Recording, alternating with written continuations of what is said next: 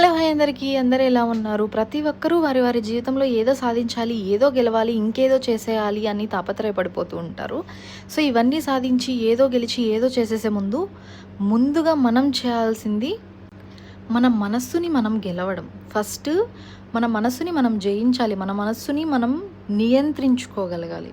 అప్పుడే మన మనస్సు మనకొక మిత్రుడులాగా, ఒక స్నేహితుడులాగా మంచి ఆలోచనలు, మంచి ప్రభావాలు చూపిస్తూ మంచి దారిలో నడిపిస్తది. ఎవరైతే మనస్సుని జయించడంలో విఫలమైపోతారో వారు మాత్రం ఖచ్చితంగా చాలా ఫెయిల్యూర్స్‌ని చూస్తారు. మనసు ఏవేవో ఆలోచిస్తది. ఎప్పుడైతే మనసుని నియంత్రించుకోలేకపోతామో, అప్పుడు ఆ మనసు చెడు చెప్పినా మనం దాన్నే చేస్తాము. చెడుకే ఆకర్షితులమైపోతాము.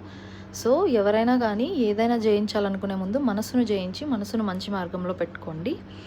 అండ్ ఇవాళ మేమైతే ఇక్కడ పెద్ద కోడి అంటారు దీన్ని. సేమ్ నాటుకోడిలాగే పీసెస్ చాలా గట్టిగా ఉంటాయి. ఎంతసేపు బాయిల్ చేసినా బాయిల్ అవ్వదు. మటన్ కంటే ఇంకా ఎక్కువసేపు బాయిల్ చేయాల్సొస్తది.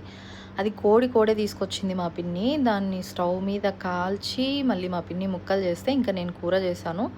చాలా అద్భుతంగా వచ్చింది. సేమ్ నాటుకోడిలాగానే ఉంది టేస్ట్. అండ్ నేను కూర ఎలా చేశాను, రెసిపీ ఏమైనా తెలుసుకోవాలి అనుకుంటే మాత్రం ఖచ్చితంగా నేను ఫుల్ వీడియో అప్లోడ్ చేస్తాను, చూసేయండి. ఇంకా ఇప్పుడైతే ప్రస్తుతానికి రాగి ముద్ద చికెన్ అయితే చాలా ఎంజాయ్ చేస్తున్నాం. మీరైతే వీడియోని లైక్, షేర్, ఛానల్ని సబ్స్క్రైబ్ చేసేయండి ప్లీజ్. Bye bye.